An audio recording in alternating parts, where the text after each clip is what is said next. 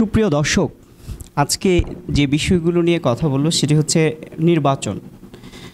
রাজনীতিবিদরা নির্বাচন বলে মানুষকে মনে রাখার চেষ্টা করছে যে বাংলাদেশে একটা নির্বাচন দরকার, এবং আপনি দেখেন সবগুলো রাজনৈতিক দলই নির্বাচনের কথা বলছে, দুই একটা রাজনৈতিক দল ছাড়া। এখন এই যে বিএনপির বা সমস্ত রাজনৈতিক দলের নির্বাচন এই যে তসবি জপা, এই তসবি জপাটাকে কেউ ইতিবাচকভাবে দেখছে, কেউ নেতিবাচকভাবে দেখছে। প্রশ্ন হচ্ছে আসলে এই যে নির্বাচন জপা, এইটার আসলে কেন, এবং এইটা কি করা উচিত কি উচিত না, কেন নির্বাচন, এই প্রশ্নটা নিয়ে আজকে আমি আপনাদের সাথে কথা বলব। প্রথম কথা হচ্ছে নির্বাচন চায় একটা পক্ষ, নির্বাচন চায় না একটা পক্ষ। তারা বলছে নির্বাচন ধীরে সুস্থ। এখন এইটা নিয়ে কিন্তু এক ধরনের রাজনৈতিক কেওয়াটিক পরিস্থিতি বাংলাদেশে অলরেডি তৈরি হয়েছে, যে নির্বাচনটা আসলে কখন হতে পারে বা কখন হওয়া উচিত। দেখেন, রাজনীতিবিদরা বুঝতে পারে যে একটা অনির্বাচিত সরকার যখন ক্ষমতায় থাকে তাকে কিন্তু ক্ষমতার স্বাদ পেয়ে বসতে পারে, এবং ক্ষমতার স্বাদ জিনিসটা কি সেটা আমি আপনাদেরকে একটু বোঝাই। যেমন আপনি একটা চেয়ারে বসে আছেন, আমি যেরকম একটা চেয়ারে বসে, এখানে বসে যদি আমি একটা অর্ডার দিই, ধরেন সেন্ট মার্টিনে, সে অর্ডারটা বাস্তবায়ন হয়ে যায়। বা আমি এখন এক কাপ চা খেতে চেয়েছি, সাথে সাথে চাটা আমার সামনে চলে আসলো, আমাকে জি স্যার, জি হুজুর, জাহাপনা, মানে সবসময় একটা অনারের জায়গায় রাখে। এই যে অনারের জায়গা, এইটাকে অনেকে খুব আহামরি জায়গা বলে মনে করেন, এবং ওই জায়গাটা অনেকের কাছে স্থায়ী হয়ে যায়, যে অনেকের কাছে এটা খুব পছন্দের জায়গা হয়ে যায় এবং সেটা সে আর ছাড়তে পারে না। এরকম কিন্তু আমরা শেখ হাসিনার ক্ষেত্রে দেখেছি। শেখ হাসিনা কিন্তু ক্ষমতা কেন ছাড়তে পারেন না? কারণ তিনি দেখেছেন যে ক্ষমতার স্বাদ তাকে একটা অন্যরকম মর্যাদা দেয়, অন্যরকম জি স্যার, হ্যাঁ স্যার, জি sir, yes sir, no sir ছাড়া কোনো কেউ কথা বলে না। এই যে এইটা তাকে কিন্তু আর ক্ষমতা ছাড়তে আর উদ্বুদ্ধ করেনি। তো ক্ষমতার মোহ একটা জিনিস যেটা আসলে রাজনীতিবিদরা বোঝেন, যে কোনো একজন ব্যক্তিকে যদি ক্ষমতার মোহ পেয়ে বসে তাহলে সেটি দেশের জন্য বিপদ, সমাজের জন্য বিপদ, রাষ্ট্রের সমস্ত কাঠামোর জন্য বিপদ। যেমন শেখ হাসিনার এই ক্ষমতার মোহের কারণেই কিন্তু আজকে আওয়ামী লীগ পর্যন্ত বিপদগ্রস্ত হয়ে পড়েছে, এবং রাষ্ট্র তো বিপদগ্রস্ত হয়েছে, জনগণ বিপদগ্রস্ত হয়েছে, বিভিন্ন দল বিপদগ্রস্ত হয়েছে, শুধু একমাত্র শেখ হাসিনার কারণে। এখন কথাটা হচ্ছে, আমাদের দেশে যে রাজনৈতিক দলগুলো আছে তারা আসলে নির্বাচনের বিকল্প কি আসলে চাওয়ার সুযোগ আছে? নির্বাচনের বিকল্প রাখা বা থাকার কি সুযোগ আছে? এই বিষয়টি নিয়ে আসলে আমরা কিছুটা কথা বলবো। আসলে যে রাজনীতিবিদরা নির্বাচন চাইবে সেটাই তো স্বাভাবিক। নির্বাচন করছে তা নিয়ে অনেকে প্রশ্ন তুলছেন যে হ্যাঁ, রাজনৈতিক দলগুলো নির্বাচন করছে, তো তারা তো নির্বাচন চাইবে। তাদের সবচেয়ে বড় চাওয়ার জায়গাটাই রাজনীতি করেই মানুষ একটা নির্বাচনের প্রক্রিয়ায়, একটা সুন্দর গঠনতান্ত্রিক প্রক্রিয়ায় জনগণ যাকে ক্ষমতায় বসাবে সে ক্ষমতায় থাকবে, জনগণের একটা ম্যান্ডেটের জন্য তারা অপেক্ষা করে। এটা রাজনীতিবিদদের রাজনীতি করার উদ্দেশ্যই থাকে যে তারা ক্ষমতার আসনে যাবে, তারা দেশকে পরিচালনা করবে, দেশের মানুষের সেবা করবে একটা সুন্দর জায়গায়, সম্মানজনক জায়গায়। যে সুতরাং এইটা নিয়ে আসলে অনেকের যে আপত্তি, এই আপত্তির জায়গাটা নিয়ে আসলে আমি কথা বলবো। আসলে এই আপত্তিটা কতটুকু যৌক্তিক? দেখেন, আমাদের দেশের রাজনৈতিক দলগুলোর কাঠামোটা কি? যেমন বিএনপির ভিতর যে রাজনৈতিক স্ট্রাকচারটা, ভেতরগত স্ট্রাকচার, এটা হচ্ছে গ্রুপ ভিত্তিক। ধরেন একজন আবুল ভাই, সালাম ভাই, রহিম ভাই, করিম ভাই, শ্রীকৃষ্ণ, গয়েশ্বর, এইরকম বিভিন্ন ব্যক্তিকেন্দ্রিক গ্রুপ তৈরি হয়। ওই গ্রুপগুলো দল পরিচালনা করে। এটা আপনি জেলা ভিত্তিক কমিটি বলেন, উপজেলা ভিত্তিক কমিটি বলেন, ইউনিয়ন পর্যায়ে বলেন, একেবারে আপার লেভেল পর্যন্ত, তারেক ভাইয়ের লোক, বেগম জিয়ার লোক, এইরকম। এই যে ব্যক্তিকেন্দ্রিক গ্রুপ, ব্যক্তিকেন্দ্রিক পছন্দের জায়গা, যেমন আওয়ামী লীগে আসি, শেখ হাসিনা, শেখ রেহানা, শেখ সেলিম, ফজলিনুর তাপস গ্রুপ, এই যে একটা গ্রুপ, ব্যক্তিকেন্দ্রিক গ্রুপ, তোফায়েল গ্রুপ, আমুক গ্রুপ, এরকম গ্রুপ ভিত্তিক রাজনীতিগুলো পরিচালিত হয় আমাদের দেশের রাজনীতির অভ্যন্তরীণ রাজনৈতিক দলগুলোর কাঠামো। একটু এক্সেপশনাল জামাতে ইসলামের ভিতরে ওই গ্রুপের বাহিরে নাই। তবে জামাতে ইসলামের মধ্যে যে কতিপয় গণতন্ত্র বলে না, এটা গণতান্ত্রিক না, জামাতে ইসলামও গণতান্ত্রিক দল না। কতিপয় গণতন্ত্র যেটাকে বলে মুষ্টিমেয় ব্যক্তির গণতন্ত্র, সেটার একটা রূপ আছে। সুতরাং বাংলাদেশের কোনো রাজনৈতিক দলের মধ্যে সেরকমভাবে রাজনৈতিক কাঠামো নেই। এখন যেই দলগুলোর মধ্যে গণতান্ত্রিক কাঠামো নাই, রাজনৈতিক দলের যে কাঠামো সেই কাঠামো পরিপূর্ণভাবে নেই, সেই দলগুলো কিছুটা যদি করাপশানে জড়িত হয়, অন্যায়ে জড়িত হয়, অসামাজিক কাজে জড়িত হয়, বা যে কাজগুলো ইথিক্যাল না, নৈতিকতা বিবর্জিত কাজে জড়িত হয়, মানে চাঁদাবাজি করা, এটা করা, টেন্ডারবাজি করা, শক্তির মানে আর্মসের শক্তি দেখানো, বাহুর শক্তি দেখানো, এই কাজগুলো তারা করবে, এটাই স্বাভাবিক। এখন আমরা যদি এখানে কেউ যদি দেব সমাজ কল্পনা করি বা একটা ঐশ্বরিক সমাজ, একটা স্বর্গীয় সমাজ কল্পনা করি, না না না এখানে সব ফেরেশতারা বসবাস করবে, এখানে কোনো চাঁদাবাজি হবে না, এখানে কোনো লুটতরাজ হবে না, এই ধরনের সমাজ কিন্তু আসলে আমরা কল্পনায় আনতে পারবো, কিন্তু বাস্তবিক যদি আমরা একটা সমাজ চিন্তা করি সেই সমাজে কিন্তু আপনি এই জিনিসটা কিন্তু আনতে পারবেন না। অর্থাৎ আমরা দেব সমাজের কথা চিন্তা করলেই হবে না, আমাদের যে রাজনৈতিক কাঠামো সেই কাঠামোগুলোতে আসলে অভ্যন্তরীণ যে গণতন্ত্র সেটা নাই, সুতরাং তারা করাপশান করবে, সেটাই স্বাভাবিক। এবং এই করাপশানটা দেখিয়ে আমি যদি বলি যে আমি একটা দেব সমাজ এখন প্রতিষ্ঠা করে ফেলবো, এই জন্য নির্বাচন স্টপ করে রাখো, নো নো নো এখন নির্বাচন বলা যাবে না, এই কথাগুলো একটা রাষ্ট্রের জন্য ভয়ঙ্কর ক্ষতিকর।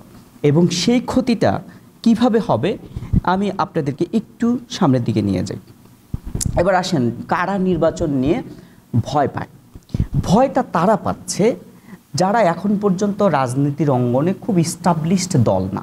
যেমন আপনি দেখবেন যে জামাত ইসলামী একটা মাঝামাঝি অবস্থানে থেকে কখনো নির্বাচনের পক্ষে কথা বলছে, আবার কখনো বলছে না যতক্ষণে নির্বাচন হয় হোক। কারণ জামাত ইসলামী বিএনপির মতো তো শক্তিশালী দল নয়, মোটামুটি একটু শক্তিশালী। এনসিপি মোটেই নির্বাচন চায় না। কেন চায় না? এনসিপি সেদিন গঠিত হয়েছে, 6 মাসও হয়নি। সুতরাং এই দলটা যদি নির্বাচন এখন করে, তার পক্ষে জনসাধারণের কাছে পৌঁছে যাওয়া, নির্বাচনে বের হয়ে আসা, তার 10টা 20টা 50টা সংসদ সদস্য নিয়ে আসা, সেটা তার জন্য একটা কষ্টের ব্যাপার, কঠিন ব্যাপার, চ্যালেঞ্জ। এই জন্য যেই দলগুলোর মাঠের অবস্থান শক্তিশালী নয় তারাই নির্বাচনটাকে পেছাতে চাচ্ছে। তার কেন ভয় পাচ্ছেন? তারা ভয় পাচ্ছেন প্রথমত হচ্ছে দল হিসেবে তারা শক্তিশালী নয়, দ্বিতীয়ত হচ্ছে যে দলটির দিকে তারা কাঁদা ছুটছেন, চাঁদাবাজি করছে, লুটতরাজ করছে, বিএনপি, আওয়ামী লীগের অল্টারনেট, এই সে বলছে, সেই দলটি আসলে বাংলাদেশের রাজনীতিতে একটা মেজর, একটা গ্র্যান্টেড অবস্থানে, জনপ্রিয়তার জায়গায় অন্যান্য দলগুলোর তুলনায় বেশি। সুতরাং ওই দলটিকে ঠেকানো তাদের পক্ষে সম্ভব নয়। এখন প্রশ্ন হচ্ছে, কোনো রাজনৈতিক দলকে ঠেকানোর কি আসলে দায়িত্ব নেয়? নো। রাজনৈতিক দলকে কেউ ঠেকাতে গেলে সেটা দেশের জন্য বিপদ হবে।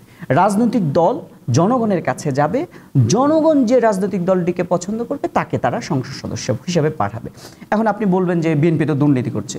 দুর্নীতিও যদি করে থাকে, অসৎ কাজও যদি করে থাকে, নিয়ম বহির্ভূত কাজও যদি করে থাকে, আনএথিক্যাল কাজও যদি করে থাকে, তাকে নির্বাচনী পন্থায় যেতে হবে, দিতে হবে যেতে।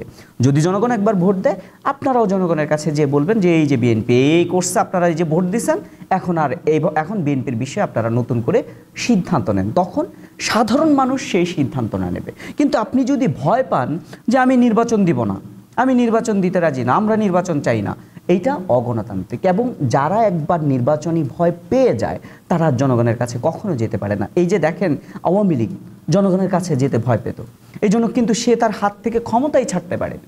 এখন যে এনসিপি বারবার নির্বাচনের ভয় পাচ্ছে, এটা কিন্তু ভয় পাওয়া, নির্বাচন না না এখন নির্বাচন নয় তখন নির্বাচন। ছোট ছোট দলগুলো, অনেক দলই চাচ্ছে নির্বাচন পেছাক। এই যে নির্বাচন পেছানো, তাতে কি হয়?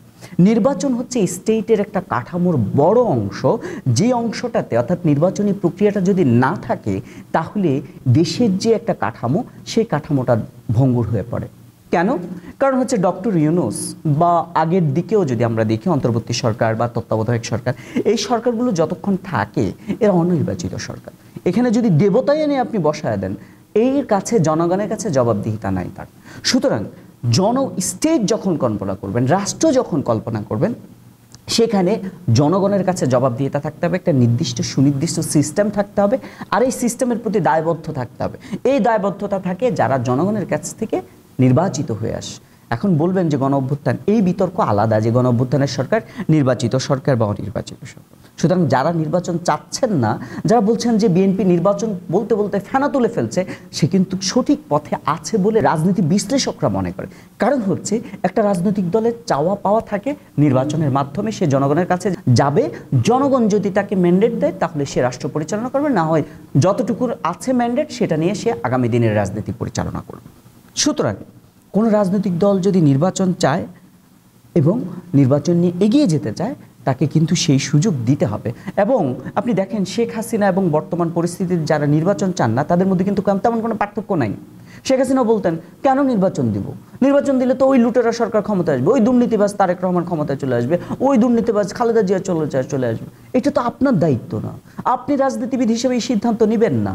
আওয়ামী লীগ রাজনীতি করবে কিনা বা অন্য কিছু হবে কিনা, ওই সিদ্ধান্তগুলো জনগণ সিদ্ধান্ত নেবে এবং জনগণকে স্পষ্টভাবে জনগণের কাছে যেতে হবে এই ম্যান্ডেটগুলো নিয়ে, যে আমি এই যে আপনি বিএনপির বিরুদ্ধে বলেন, ওপেনলি বলেন। আপনার বাক স্বাধীনতা যদি হরণ করতে চায় বিএনপি, যে না সেই বলতে পারবে না, তখন আপনি রাষ্ট্রের দ্বারস্থ হবেন যে সে আমার বাক স্বাধীনতা হরণ করছে, আমি যা উপস্থাপন করছি তা সত্য, কিন্তু আমাকে সে কথা বলার সুযোগ দিচ্ছে না। এটা রাষ্ট্রের দায়িত্ব আপনার অধিকার নিশ্চিত করা। কিন্তু নির্বাচন বন্ধ করে দেয়া, নির্বাচন বলে মুখে ফেনা তুলছে, এই ধরনের কথা কোনো রাজনৈতিক দল বলাটা মানেই হচ্ছে সে নির্বাচনকে ভয় পায়। সুতরাং যে নির্বাচন করে মুখে ফেনা তুলে ফেলছেন, আপনি যাই বলেন দিন শেষে আপনি কেউই বাংলাদেশের যে রাজনৈতিক কাঠামো, এই যে দেখেন এনসিপি 6 মাস হয়েছে গঠিত হয়েছে, 6 মাস হয়নি। এই রাজনৈতিক দলটির অনেক নেতাকর্মীর বিরুদ্ধেই অলরেডি দুর্নীতির অভিযোগ এসছে। মানে রেড টেপিজম, যেটাকে লাল পিতার দৌরত্ব বলে, তাদের কিছু কিছু লোক ক্ষমতায় আছেন, তারাও সেখানে ক্ষমতার অপব্যবহার করছেন, অভিযোগ করছে। সুতরাং আমরা এমন কোনো দেবসমাজ প্রত্যাশা করি না যেখানে যে ফেরেশতারা এসে শাসন করবে। মানুষ যখন শাসন করবে, তার ভুল ত্রুটি হবে, তাকে দায়বদ্ধতার জায়গায় দাঁড় করাতে হবে। সুতরাং অনির্বাচিত সরকারকে কখনোই দায়বদ্ধতার জায়গায় দাঁড় করানো যায় না। লাস্ট আমি শেষ দিকে চলে আসবো, এখন ডক্টর ইউনূস নিয়ে আমি কিছু কথা বলবো। ডক্টর ইউনূসের প্রতি, রাজনীতির প্রতি, ডক্টর ইউনূসের ক্ষমতার প্রতি এক ধরনের প্রীতি কিন্তু আছে, যেটা প্রমাণ হচ্ছে তিনি কিন্তু একবার রাজনৈতিক দল গঠন করতে চেয়েছেন, যে দলটির নাম হয়েছিল নাগরিক শক্তি। আপনাদের খেয়াল আছে? এবং ডক্টর ইউনূসকে তখন কিন্তু শেখ হাসিনা এমন নাঙ্গা করে দিয়েছিল সুদখোর ঘুষখোর বলে, শেষ পর্যন্ত শেখ হাসিনা ডক্টর ইউনূস সেখান থেকে পেছাতে হয়েছিল এক সময়। আবারও ডক্টর ইউনূস এসে ক্ষমতা পেলেন। জনগণ, সাধারণ মানুষ সবার প্রত্যাশা ছিল ডক্টর ইউনূস বাংলাদেশের রাজনীতিকে একটা প্যাটার্ন দিবে, একটা সিস্টেম দিবে, যে ট্র্যাকের মধ্যে আগামী দিনের রাজনীতিটা সুন্দর গতিশীল হবে, নির্বাচন ব্যবস্থাটা গতিশীল হবে, বিচার ব্যবস্থাগুলো গতিশীল হবে। সেটাই আসলে ডক্টর ইউনূসের কাছে প্রত্যাশা ছিল। কিন্তু ডক্টর ইউনূসের মধ্যেও যে এক ধরনের ক্ষমতার লোভ আছে, আগে থেকেই প্রমাণিত। সুতরাং এই সময় এসে যদি ডক্টর ইউনূসের মধ্যে এই ক্ষমতার মোহ পেয়ে বসে, তা বাংলাদেশের রাজনীতিকে ভয়ঙ্কর বিপদের দিকে ঠেলে দিবে। আর এরই মধ্যে আপনারা দেখতে পাচ্ছেন যে বিভিন্ন ধরনের ক্যাওয়াটিক পরিস্থিতি তৈরি হচ্ছে। রাজনৈতিক দলগুলো যদি ডক্টর ইউনূসকে অসহযোগিতা করা শুরু করে, তাকে 1 মিনিটও ডক্টর ইউনূসের ক্ষমতায় টিকে থাকা সম্ভব হবে না। সুতরাং যারা নির্বাচনকে ভয় পাচ্ছেন, তারা গণতান্ত্রিক সিস্টেমকে ভয় পাচ্ছেন। যারা নির্বাচনকে ভয় পাচ্ছেন, তারা জনগণের কাছে যেতে ভয় পাচ্ছেন। যারা নির্বাচনকে ভয় পাচ্ছেন, তারা আসলে রাজনৈতিক দল হয়ে উঠতে পারেননি, সেটি হচ্ছে বাস্তবতা।